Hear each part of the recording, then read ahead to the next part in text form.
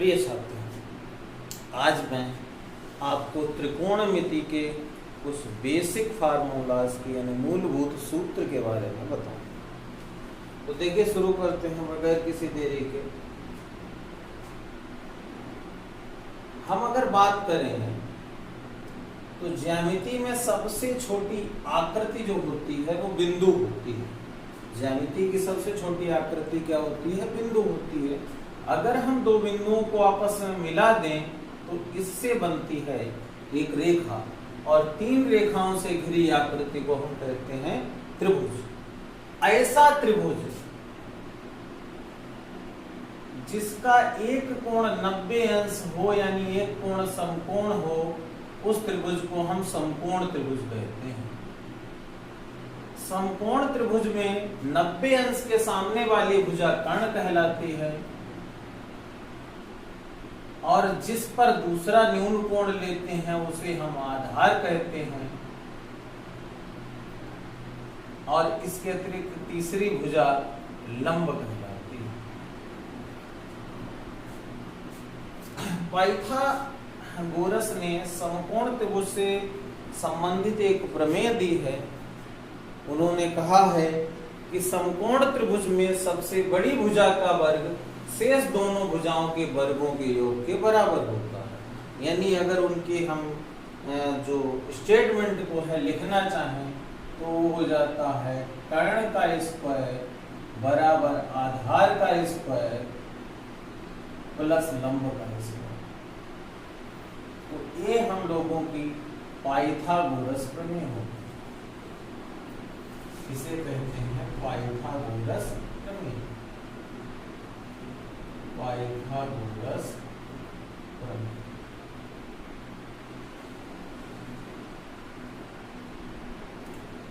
त्रिकोणमिति से संबंधित 6 अनुपात होते हैं। पहले अनुपात को साइन कहते हैं, दूसरे को कास कहते हैं, तीसरे को टैन कहते हैं, चौथे को कॉट कहते हैं, पांचवें को सेक कहते हैं, और छठे को कोसेक। साइन को हिंदी में ज्या कहते हैं, कास को हिंदी में कोज्या कहते हैं, और टैन को हिंदी में स्पर्श ज्या कहते हैं। काट को स्पर्श ज्या का व्युत्क्रम, सेक को कोज्या का व्युत्क्रम, और कौशिक को ज्या का व्युत्क्रम।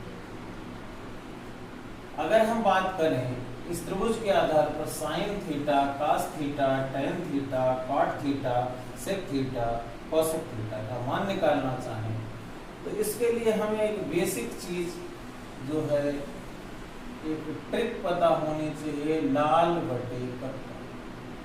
और लाल बटे कक्का से जो है हम इनके अनुपात निकालेंगे। साइन से शुरू करेंगे। लंब बटे कर्ण साइन थीटा में होता है लंब बटे कर्ण, कास थीटा में होता है आधार बटे कर्ण, और टैन थीटा में होता है लंब बटे आधार। काट थीटा इधर से चलेंगे तो उल्टी तरफ से चलेंगे। काट थीटा में होता है आधार बटे लंब, और सेक थीटा में होता है कर्ण बटे आधार, और कौशिक थीटा में होता है कर्ण बटे लंब। अगर हम यहां से देखेंगे तो साइन थीटा और कौशिक थीटा एक दूसरे के व्युत्क्रम है। हम लिख सकते हैं कि साइन थीटा बराबर होगा 1 बटे cosec theta. Cos theta sec theta का व्युत्क्रम है, तो कास थीटा बराबर होगा 1 बटे sec theta. Tan theta cot theta का व्युत्क्रम है, तो टैन थीटा बराबर 1 बटे cot theta. Cot theta tan theta का व्युत्क्रम है, तो कॉट थीटा बराबर 1 बटे टैन थीटा।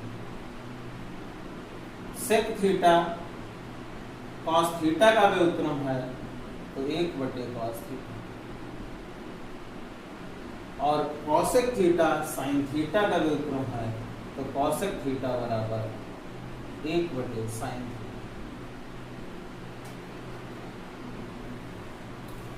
इसके अतिरिक्त अगर हम देखें तो टैन थीटा बराबर साइन थीटा बटे कास थीटा भी होता है, क्योंकि अगर हम साइन और कास के मानों को अगर डिवाइड करें तो तो यहाँ से कण कण कट जाएगा और लंबटिया धारा रह जाएगा जो tan का व्युत्क्रम काट होता है, तो काट थीटा बराबर इसका व्युत्क्रम हो जाएगा cos थीटा बटे sin। तो इस तरीके से ये त्रिकोणमिति के कुछ मूलभूत सूत्र हैं, इन्हें आप लोग वीडियो रोक करके नोट कर सकते हैं। इसके बाद हम बात करेंगे आगे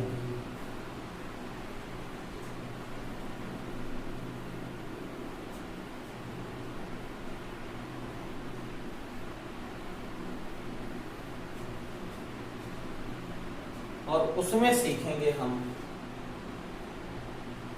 त्रिकोणमितीय सारणी बनाना।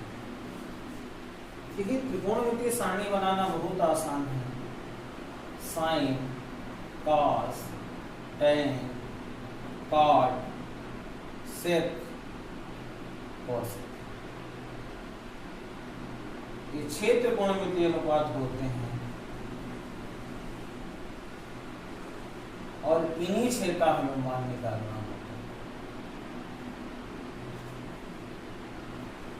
सारणी हम मोस्टली जो है 90 तक ही बनाते हैं, उसके आगे के मान हमें जरूरत पड़ते हैं तो हम उन्हें निकाल देते हैं। यहाँ हम सारणी 90 तक सीखेंगे। साइन 0, साइन 30, साइन 45, मतलब 60 और 90, इस तरीके से हम 90 तक मानेंगे। अगर हमें कुछ भी नहीं पता है तो हम सारणी इस तरीके से लिख सकते हैं और संख्या 0, 1, 2, 3, 4 लिख दें, सभी को 4 से डिवाइड कर दें। इसका कोई लॉजिक नहीं है, ये सिर्फ एक तरीका है। यहाँ अंश में 0 हो गया तो पूरा ही 0 हो गया और 0 का वर्गमूल 0 निकलता है तो साइन 0 का मान 0 आता है। 1 का वर्गमूल 1 हो जाएगा, 4 का वर्गमूल 2 हो जाएगा, साइन 30 का मान 1/2। 2 1 का 2, 2 दूनी 4, 1 का वर्गमूल 1, 2 के ऊपर अंडर रूट लग जाएगा, 1/√2 साइन 45। 60 के लिए 3 का वर्गमूल अंडर रूट 3 और 4 का 2 अंडर रूट 3/2। 4 4 1 में कट गए, 1 का वर्गमूल 1। तो इस तरीके से साइन के मान निकलना। इधर से इसकी पूंछ पकड़िए और इस तरफ से ऐसे घुमा कर रख दीजिए। 1 अंडर रूट 3/2, 1/√2, 1/2 और 0। इस तरीके से कास के मान साइन बटे कास को कर दें तो tan के मान निकलना। 0/1 0, इस तरीके से 2 रिड्यूस हो जाएगा 1/√3। ये पूरा पूरा 1 में कट जाएगा, 1 2 कट जाएगा, अंडर√3/1 बटे में 1 लिखा नहीं जाता, अंडर√3 1/0। किसी संख्या के बटे में 0 हो जाता है तो वो परिभाषित हो जाता है। अब बात करते हैं काट की। tan के जो मान है उन्हें उल्टा कर दीजिए। 0 तो बटे में कुछ नहीं तो 1 होगा, 1/0 यानी परिभाषित, अंडर√3/1 यानी अंडर√3, 1/1 यानी 1, इसका अंडर√3/1 यानी 1/√3 और इधर 1/0 यानी 0/1 तो क्या हो जाएगा आपका 0। अगर ऐसे निकालना चाहते हैं, नहीं तो tan के निकलने के बाद ऐसे खींच के घुमा कर रख दीजिए, उस पकड़ के इधर हो जाएंगे। अब सिक्के निकालने के लिए हमें कास का उल्टा करना है। 1/1 1 रहेगा, 2/√3 आ जाएगा और अंडर√2/1 तो अंडर√2 हो जाएगा, 2/1 तो 2 हो जाएगा, 0/1 यानी इन्फिनिटी हो जाएगा। अब इस तरीके से इसकी पूंछ पकड़ के इधर से रख दीजिए, नहीं तो साइन का उल्टा कर दीजिए। इन्फिनिटी 2 अंडर√2 अंडर√3/2 सॉरी 2/√3 और 1। इस तरीके से हमें ये सारणी बनाना आ गया। आप लोग इसे सीख लीजिएगा। अगर आप लोगों को ये वीडियो पसंद आया है तो अपने बाकी दोस्तों के साथ भी शेयर करिए ताकि उन्हें भी इसका फायदा मिल सके। धन्यवाद। जय हिंद।